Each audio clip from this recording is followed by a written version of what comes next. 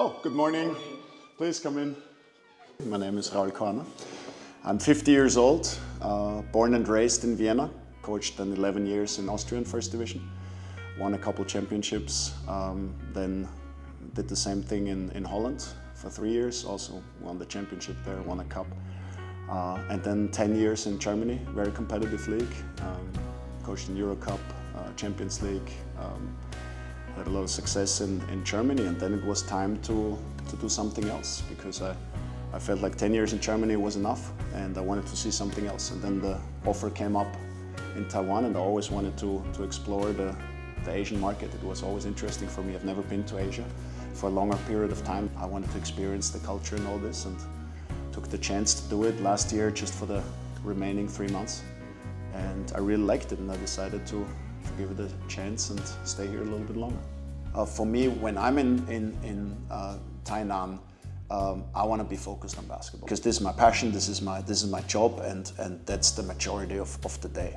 That being said, you still have to manage your energy. So off day, like today, is an off day for players, but it's not off day for coach. So I try to spend the morning away from basketball. So I try to sleep in. Day after game is always, the morning is for me. So I need to get my head straight, just get my body activated and do something else. Here we go. Sugar. Mango, lemon salt candy. It's very different. Usually I don't sleep very well. Sleep great before the game. After the game I never sleep well. Because there's so much adrenaline, and you're so active, you're so pumped up, so all the adrenaline is still in the body. And I haven't learned to calm down properly and really sleep well after the game. Then I try to work out, go to the weight room and just listen to some podcasts and just work out and get my body going. You have to go like this. Hey Jay, good morning, how are you? You're going to doctor? Yeah. Ah, okay, all right. Then let's hope for good news. They want to see me work out. All right, hey, so let's hope for good news, huh? Yeah. Yeah, but it feels better, no? Yeah, better. We need you next week. Okay. Yeah. All right, I see you. Bye-bye. I mean, first of all, he's at every game. And I can see him being super excited about the team and cheering and dancing with the cheerleaders. So he's super cute. And he started to play around with the ball afterwards, no? And then I just told him, hey, shoot, no? And he made a basket. He was really excited. So we just started. He doesn't understand me, so he doesn't understand English. But we found a way to communicate, and it's kids like. And then he brought me a little piece of chocolate, and then we developed our own handshake. So we have our special secret handshake now. I brought him some typical chocolate from Vienna. He gave me something, and he'll get something back. He's good. I'm from Vienna, so Vienna is a very nice city to also walk around, and I don't mind walking. With the car, it's very complicated in a city like Vienna because you don't find any parking. It's a lot of traffic. So using underground and walking is the best way to go from A to B.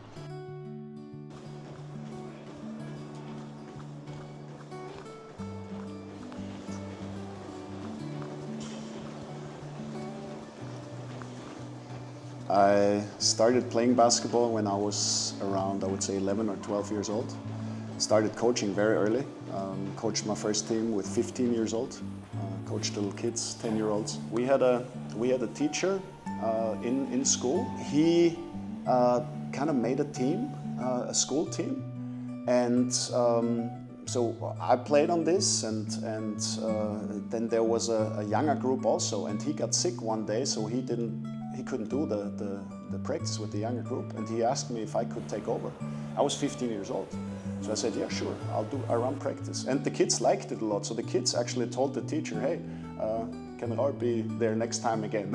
So we want him to run the practice again. And I like that. So if you want to be in this business for long, you have to have the passion to teach. And ever since had the passion for coaching. So I coached while I was playing. I played semi-professional until the age of 22.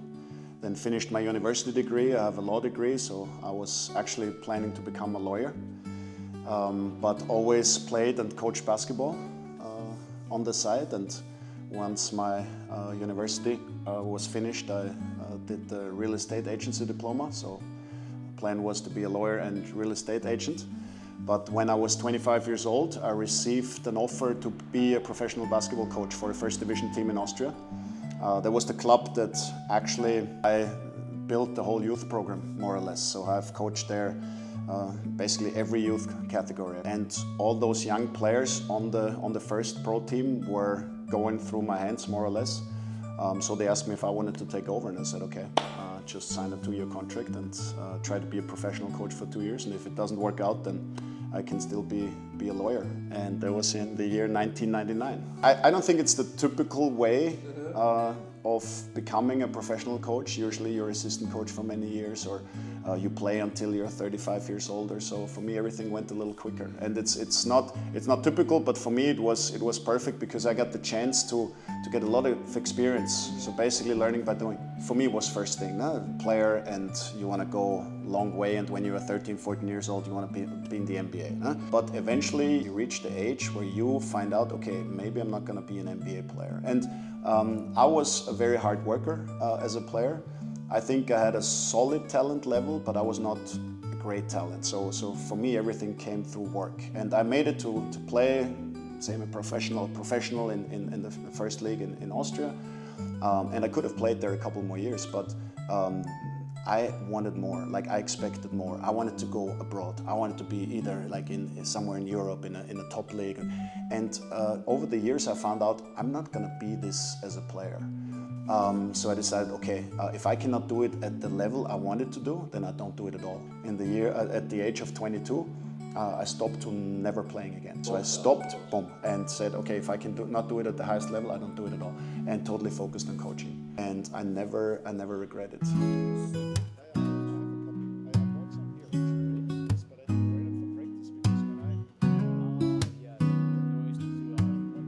For me, the biggest challenge in Taiwan is the language barrier, because I really believe in communication, and I think a lot of that gets lost if you don't speak the language. And it's never been a problem. Of course, Germany and Austria, same language, more or less. In Holland, everybody speaks English very, very well. And here, the majority of the players do not speak very good English. So I have to communicate with them through a translator. And I think a lot of things get lost. This personal relationship is different if you always have somebody else next to you. You know, I want to tell a player something that's just between him and me. But now there's a third guy.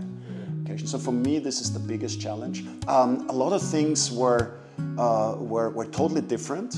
And for me, the biggest challenge was to come in and not change everything and give the impression that, hey, I know it all, because I don't. But I think certain situations has nothing to do with culture. That's just not professional basketball, and so, or not professional like behaving as a professional athlete. So let's cut this, but step by step. It's got to go step by step. It's still very new. The whole organization is new. Professional basketball in Taiwan exists since, you correct me, 5-6 years. I mean, I've been coaching professional basketball since 25 years now. So it's most of the players, or some of the players, were born in the year where Mao just celebrated his 25th birthday. So he was born in the year where I won my first championship as a coach. You know, so it's this is a big gap. And that A, makes me feel old sometimes, and B, at the same time shows me that I can still learn, and there's still something new where I'm like, whoa, okay, I've never seen that before. And that makes it interesting. I mean, family is a key word, because that is a big challenge for a coach. Like, I don't have a family, I'm not married, I have no kids. And that makes it a little bit easier to do all this traveling, because as a coach, you're like a rodeo rider. You're trying to sit on that bull as long as you can, but you're gonna fall off eventually. So there's only two types of coaches. Coaches who have been fired and coaches who will be fired. There's no third, right? So you're basically going from job to job. You don't know how long it lasts.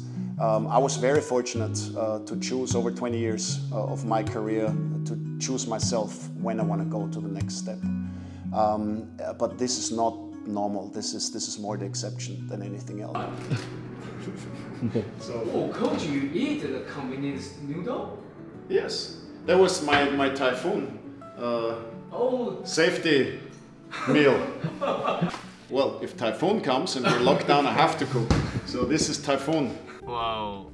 Yes. Yes. So I was close. I was very close.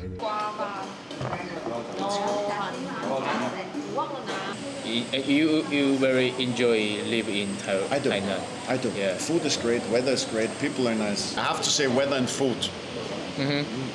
Top on top, because for me, like, we have middle of December, and I'm walking around in shorts and t-shirts.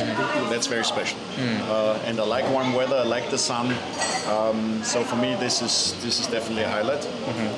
And as I told you before, I like to eat. So good food for me is something I can really enjoy. So that would be a highlight. It's actually 2 highlights. Now, looking back, it's a highlight, but I think that earthquake was pretty special in a different way. Like, because it was the first earthquake I've experienced, and I learned afterwards it was the biggest earthquake here in the last 25 years.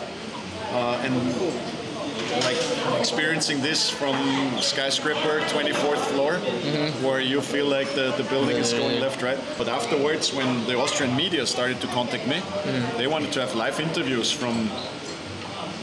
For Austrians, it's very unusual, and I would say this was a highlight, but a highlight I probably don't have to experience a second time.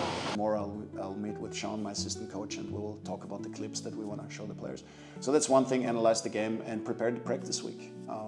It's going to be a long practice week, and then I'll take my iPad and just sometimes go outside, either go down to the beach or sit somewhere outside and get some ideas about practice.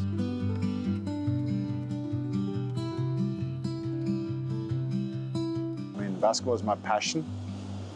I love basketball. I love sports in general, but basketball is just a very big part of my life. I mean, right now I don't want to do any other job but being a basketball coach. But originally, I mean, you don't grow up in Vienna dreaming about being a basketball coach. It's not realistic, and it doesn't exist. But I think every time you have the chance to turn your passion into your profession, you should do it. And I never regret that. Usually I walk. Usually I take my shoes off and just walk in the water a little bit. And then I take my iPad and I start preparing the practice week. Here? Here or on the other beach. Okay. And I would just collect my thoughts, especially about last game. I would make a plan what we need to work on the next week in order to improve from this game to the next game. I need different environments. I think if you want to be creative, you sometimes need something else. You need a little bit of distraction, but not too much of distraction. And you just enjoy the scenery, you look out, and all of a sudden there comes a thought, and you write it down, and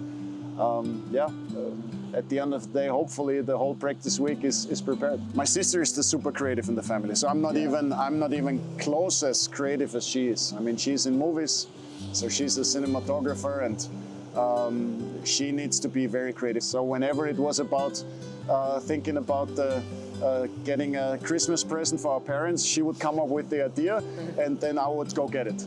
So that was how it worked, and she was always the creative. I mean, we will talk a little bit about the movies, but I don't understand a lot about movies, and she doesn't understand a lot about basketball. But we have a lot of other things to talk about. So of course I'm interested in her work and what she does and how she's doing, and she will ask the same questions about me. But at the same time, it's good to have someone not to talk about basketball, because everybody else in my life talks about basketball with me. So I have enough people to talk about basketball with, and with her I would basically talk about all the other things besides basketball.